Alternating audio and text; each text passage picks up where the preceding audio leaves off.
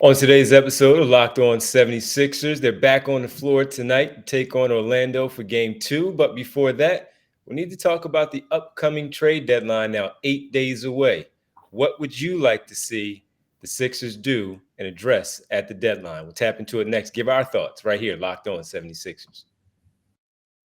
You are Locked On 76ers, your daily Philadelphia 76ers podcast. Part of the Locked On Podcast Network.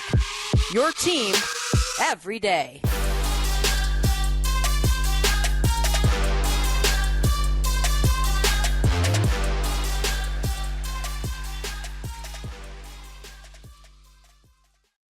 This episode is brought to you by FanDuel Sportsbook, official sportsbook of Locked On. Make every moment more. Visit FanDuel.com/Locked On today to get started. What's good, D? What's good, Keith? The trade deadline is good. 8 days away, so it's the hot thing, as you always know, around this time. Even though we're not into the week, we are certainly close enough to start to talk about it, especially when you have these other teams around the league possibly jump-starting things. First, before we get started, we got to welcome everybody. Thanks for making Locked On 76ers your first listen. I'm Devon Gibbons from 97.5 The Fanatic Radio in Philadelphia, alongside my co-host and partner, Sixers beat writer for the Inquirer.com. That's Keith Pompey. We thank you for making Locked On 76ers your first listen every day. And remember, Locked On 76ers is free and available on all platforms, including right here at YouTube on Locked On 76 as well. Keith, Magic tonight, second game. We'll get to that final game of the four-game homestand and game two of their mini-series. Also, we'll get into where Embiid is now ranked. It's just being discussed because of how he's played this last couple of weeks, where he is being discussed as far as the tiers system in the league. But first, we got to talk about the trade deadline. We mentioned a little bit with what Matisse Thybulle did in the game on Monday and how he had the 10 points, 2 steals, knocked down 2 threes, looked confident offensively, and how that may do something either for him staying here in Philadelphia and maybe earning more of the offensive trust from Doc Rivers, or maybe showcasing a little bit more where a team will look to move in and jump and try to get him into their system, more defensive minded and all of that. One of the things that I know you and I have discussed before, both off the air and on the air, is what type of player they may be missing or not. And for me, it has been a backup big man because of what Montrezl Harrell is offensively. He lacks in it defensively. They're still not ready to give Paul Reed those minutes. So if that's the case, you're going to have to go out there and probably bring in somebody that can hold things down, because the paint is too easy when Joel Embiid is not on the floor. So a backup big for me, and a wing because of the Matisse Thybulle part that we discussed. And also the fact that Daniel House has fallen out of the rotation, Keith, the way that he has. They're going to need another body that can shoot, defend, maybe even put the ball on the floor, just a couple of dribbles, and not look uncoordinated, if you will, going to the basket. So those have been mine. And while there may be some names that we can discuss in general, I just wanted to get your idea overall of, have things changed for you, or what you wanted to see? You used to want a point guard, and I know a lot of that has changed for you, where you feel pretty good about the ball handlers. But for the other things, if there is any trade deadline candidates for the buyout market, do you see anything of what you may think they need to do? In regards to a point guard, I still think they need a point guard, a backup point guard. I do. I also, but I'm with you. My biggest thing is a backup center, right? If you can get one. Now, the thing that I think that the luxury that the 76ers has, because let's face it, the 76ers don't have a lot of assets. I mean, they have a couple guys who they're willing to trade, and they're willing to trade them because they would like to get underneath the luxury tax, right? So it's not like they're going to trade them and probably bring in more salary. You know what I mean? So to me, is one of those things. But I think that what they could do is, honestly, is they can, if they don't get what they want or who they think, I mean, you're going to monitor and you're going to see what's going on. And I think the buyout market could be huge for them. Like, you look at a guy like Terrence Ross, who's playing for the Orlando Magic. He didn't even play last night or 2 nights ago. And we all know he's a sharp shooter and what he can do.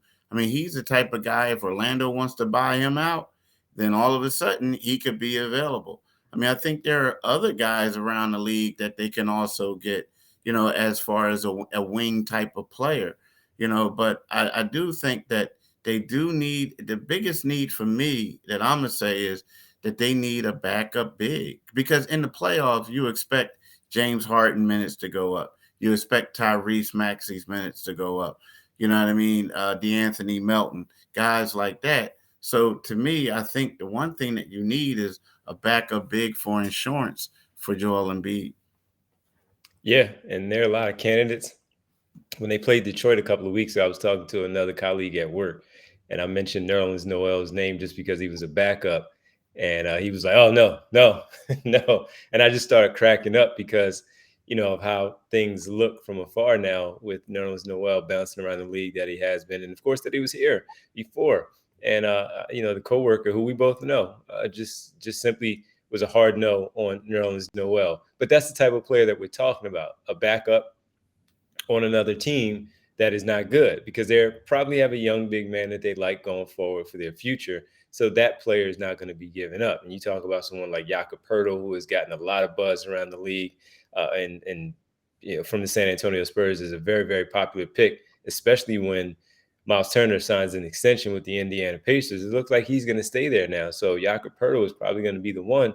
Then you have to start going a little bit deeper. When you talk about the buyout, could it be Richaun Holmes, another former Sixer that's bought out from the Sacramento Kings? Are there other players in the NBA that also Mason Plumlee in Charlotte is a player that you look at and you wonder what's going on with him and would he want out? So there are a number of names. Serge Ibaka and Milwaukee have already agreed to sit him out until the trade deadline and try to find him a new home. Those are the types of names. So they're going to be recycled names. So let's just deal with that. If I have my druthers, Keith, there's one guy I really like who's a backup on Charlotte, but he's probably going to start playing a little bit more, especially if Plumlee is out, and that's Nick Richards, the Kentucky product. That dude, man, young, can leap out the building, alley-oops, of course, the shot blocking. You don't lose much with him coming off the floor, but I would imagine that his minutes would pick up in that case if they do move on from Mason Plumlee. So these are the type of players that we're talking about. And as far as wings go, Ross doesn't bring you much defensively, but certainly offensively, he can fill it up. There will be other names that will pop up, and we will come across those names in general. So we'll get there. We'll get there for sure. But just wanted to identify the type of player that you may want, and we're pretty much in agreement on that. How about you all? You can, of course, hit us up on Twitter at Pompey on Sixers, at DevonG975. Give your thoughts as well if they need to do anything, or maybe not. Maybe you feel like they don't. Also, when we come back right after this break, we'll come back and we'll start to talk about the tier that we discussed just at the top of the show. Where's Embiid? We'll tap into that next right here, Locked On 76ers. This year, the only app you need at your Super Bowl party is FanDuel, America's #1 sports book. We're really excited about our new sports betting partner for Locked On because they're the #1 sports book in America, FanDuel. And if you're new to FanDuel, that's even better. They have so many great features that makes betting on sports fun and easy. Download FanDuel now so you can bet Super Bowl 57 with no sweat first bet. You like that ring, D? No sweat first bet. Pretty You'll good. get you'll get up to $3,000 back in bonus bets if your first bet doesn't win. FanDuel's let you bet on everything from the money line to point spreads to who will score a touchdown, right? The FanDuel Sportsbet app is safe, secure, and easy to use. Best of all, you can get paid your winnings instantly. That's the best thing for me. Give me my money. So join FanDuel today at fanduel.com/locked on to claim your no sweat first bet on Super Bowl 57. That's fanduel.com/locked on. Make every moment more with FanDuel, the official sport partner of the NFL. Thank you for making Locked On 76ers your first listen. For your next, check out the Locked On Now podcast, nightly recaps of every NBA game with analysis from our local experts like Keith. It's free and available wherever you get your podcast. All right, man. I saw this thing where I saw the tiers, and they had it as such. Tier 1, Nikola Jokic, Giannis Antetokounmpo. Tier 2, Jason Tatum, Steph Curry, and Luka Doncic. Tier 2. Tier 3, Joel Embiid, and Ja Morant. I thought it was kind of bad. I didn't think it was a very good ranking. If anything, you put Joel Embiid in that tier 2 system right there of that group because he is a top 5 player in this league. So I just thought that was a bad job when I saw that. What do you make of it? Where do you have him in terms of a tier? What I make of it is I honestly think that it's one of those things, or where I have him is I have him at number one at this particular time, right? But my make of this thing is it's one of those things where you know that people are going to. Joel's a polarizing person, so if you come out and say that he's in tier 3, what's going to happen is a lot of people are going to like talk about it. It's going to be water cooler stuff, and I just don't understand why you would have him in tier 3, especially after the game he had on Saturday, right? Especially with him being the second leading scorer. I mean, I And just even don't. on an off night with a loss to Detroit, he still had 30 easy. Yeah, I mean, I mean, we can all. Orlando. Sorry. Yeah, no, it's all good. Like we can all argue about him and what he does, but I just don't. I don't know. To me, I just don't understand that one. I don't. I don't. Yeah, it's. I just thought that was foolish. If anything, I mean, look, you just simply top 5, and I'm not saying who you have to kick out. It's just more of he belongs in there. You figure that part out of who you have to kick out. And look, there's no disrespect in saying he's 6th or even 7th, but to your point of what you just said and what he has recently done, that I just thought was bad. Is it because of how far you get in the playoffs and all that stuff? Well, actually, I mean, of course, we know that that's a big part of things in the overall discussion. But if you're talking about right now of where he is, he's the leading scorer in the league. He's moved up again in the MVP ladder. They're right there at the top when discussing. He has his team where they are right now in the top of the Eastern Conference. I just don't see how you would have him not as a top 5 player right now in the NBA and have him on a tier 3 part of the system versus somewhere in that 1 and 2 range. So uh, just once again, and I'm not one to sit here and start to talk about how Philadelphia is being disrespected. They hate the rebuild and all that. I'm not that because I couldn't stand the rebuild myself. But for him to not be in that top 2 tier when we're talking about the best in the league right now, you got to tell me what those other 5 in front of him have done anything different that's not playoff related when we're talking about today. Playoffs have nothing to do with it because if that's the case, John Morant also hasn't advanced past the second round himself.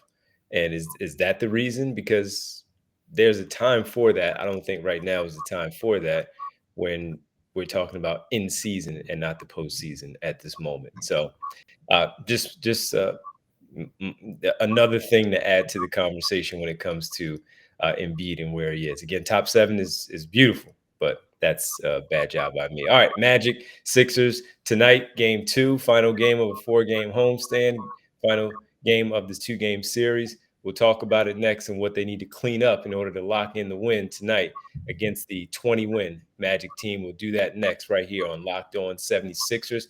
And as I get ready for the game tonight and my work schedule, having to stay up all night, if I'm looking for something to eat a lot of times, and when I'm up late and we get done our work very late, I'm always looking for a delicious treat, but sometimes I don't want, anything heavy, no fat, calories, all that stuff where I know I'm going to, feel bad laying down, having it weigh on me, even though I'm a smaller build. That stuff affects me too. So what I do, I go get a Built Bar. We just got through the holidays, and my goal, just like many of you, eat healthier. And if you're like me, you want to stay and eat healthier, but don't want to compromise that taste, then man, I've got something just for you. You got to try Built. With Built, healthy is actually tasty. Seriously, they're so delicious you won't think they're good for you. You think this is not true. Perfect for the New Year's resolution. What makes Built Bar so good? Well, for starters, they're 100% real chocolate, so you still have that. That's right, 100% real chocolate. They come in many different flavors: churro, peanut butter brownie, and coconut almond. Honestly, my favorite is the peanut butter brownie. That's my favorite. Maybe you'll like that one too. I'm not sure how Built does it, but these bars taste like candy bars while maintaining amazing macros. They're only 130 calories and 4 grams of sugar with a whopping 17 grams of protein. And now, we've been telling you for so long that you have to go to built.com to get the Built bars, which you can, but you can also now go to your local Walmart or Sam's Club. It's true. That's right. Head to your nearest Walmart today, walk to the pharmacy section, and grab yourself a box of Built bars. You can pick up a box of 4 coconut cream, cookies and cream, double chocolate, or coconut puffs. And if you're close to a Sam's Club, run in, grab that 13 bar box with our hit flavors, brownie batter, and churro. Folks, you can thank me later. All right, I'm going to have my Built bar later on tonight after the Sixers game as I wrap up the show and head home and all of that. But I hope I actually think that we should be talking about a victory over the Orlando Magic. Keith, what needs to change tonight? What do they need to do to pick up this victory and wrap this home stand up with a W? They need to just play 4 quarters. I mean, simple and plain. They need to play 4 quarters. In a way, yesterday we were talking about this and, the day after the game, but I kind of think that in a way, this could have been like a blessing in disguise for them to know, like, yo, we got to, keep our foot on the gas, so to speak, and always come out hard and play hard. And I honestly think that this could be something that benefits them down the road. Yeah, especially with the road trip coming up where you have New York, you have Boston on this trip. Yeah, you got to take care of business and not let up. So to your point, again, not the biggest deal that they fell to them. It's just how they did it, losing that 21-point lead, taking the foot off the glass and allowing themselves to get caught up in the moment of we're better than this team. There's no way they're going to come back and clip us. And instead, they got clipped. And that's what happens in this league. You have a young team like that that's still trying to forge their way and earn their respect in the league. They're going to come after you. And they have some dogs on that team that they're going to play a full 48. If you're not, they will. And that's what they did. So I agree with you. Keep that intensity going. Keep that drive going. Keep it up and play the full 4 quarters. If you get up 21, you know what you should win by? 30. Because in the fourth quarter, your subs are going to come in and they may give up a few more runs, and the margin will dip down a bit. But in the end, you can untie your sneakers, untuck your jersey, put your shooting shirt on, and just relax because the game is over. So I agree with you. I don't have much to add to that one except for simply play all 4 quarters of your starters until you come out, and then the reserves come in and close that thing down against a scrappy, talented Orlando Magic team. All right, that'll do it for us. That's Keith Pompey. I'm Devon Givens. And Keith, you mind, after I let the people know that we appreciate them for checking out Locked On 76ers, your first listen every day. Now make your second listen on Locked On NBA. Locked On experts covering the biggest stories around the league every Monday through Friday in less than 30 minutes. It's free and available wherever you get your podcasts. Let them know where we are. Yeah, like my man says, free and available wherever you get your podcasts, and you can do the same with this. Like, get free and available wherever you get Locked On 76ers. But tonight, make sure you listen to my man D from 6 to midnight on 97.5 FM. He's going to do the pre and the post game show. He's going to be on there for a minute after the post game. But so listen to him there. Follow him on Twitter at DivonG975, and follow me on Twitter at Pompey on Sixers, and read my articles in the Philadelphia Inquirer. All right, man. Well, enjoy the game tonight, and we'll get together after the game, and of course, break it all down as the Sixers take on the Magic tonight in game number 2 of this 2-game mini series. Thanks, Keith. All right, bro. Peace.